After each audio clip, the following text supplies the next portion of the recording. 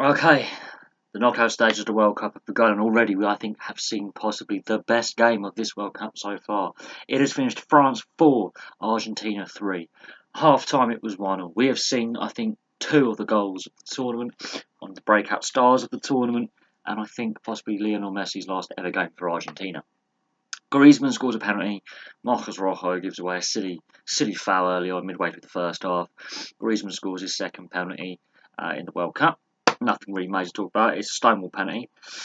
And then right at the end of the first half, Di Maria, with one of the few glimpses of quality that we have seen from him in about 4 years, because he has this in his locker. I don't know why he doesn't produce it more regularly. Scores what I can only describe as one of the best goals of the tournament, if not the best goal of the tournament, up to that point. Get back to what happens later. And so, at half-time, both sides go in 1-0. After the half-time interval, Messi, edge of the box, from a corner, left unmarked, basically gets himself in position to shoot, and Mercado, who stayed up from the corner. Some of the commentators say it's a deflection. No, that is a deliberate finish by Mercado. He has flicked that into the net. That's a brilliant piece of skill. All to do with Messi's hard work. He's seen the space, he's worked his way into the space, and he's in a deeper position which suited Argentina. It's 2-1 to Argentina. But then, a few minutes later, Benjamin Pavard, probably has been France's worst player in the tournament so far. He's a centre-back playing at right-back. I don't know why Didier Deschamps is playing him out of position, but he comes up with an absolute pile driver of a goal, which no one has expected that Pavard would have in his locker. Where's he been hiding that piece of technique and skill? Because that's a 30-40 yard pile driver. Possibly the best goal of the tournament. Better than Di Maria's.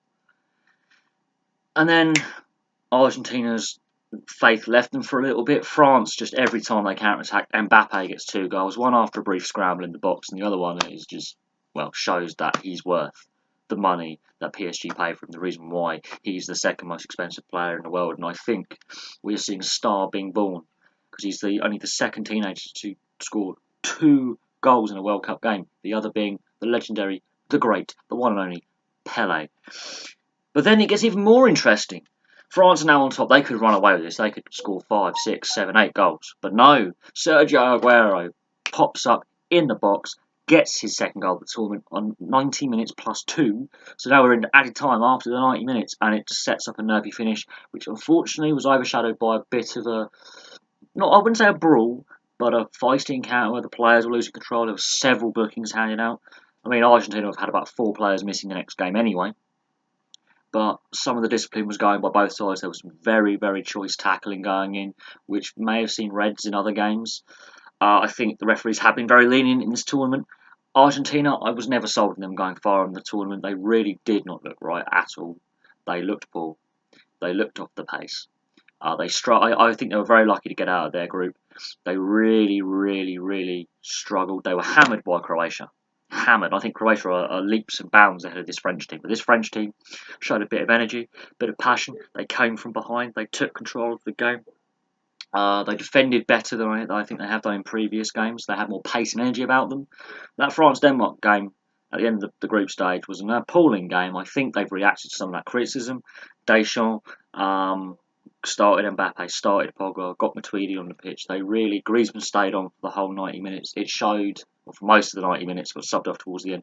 But he kept his key players on for longer. They had more of an impact on the game. They kept their tempers in check until near the end. They were starting to get frustrated as well. I think the referee was not great. I think the Argentinians were lucky to keep 11 men on the pitch, and I also think the French were a little bit as well. There was a few choice tackles by a few French players.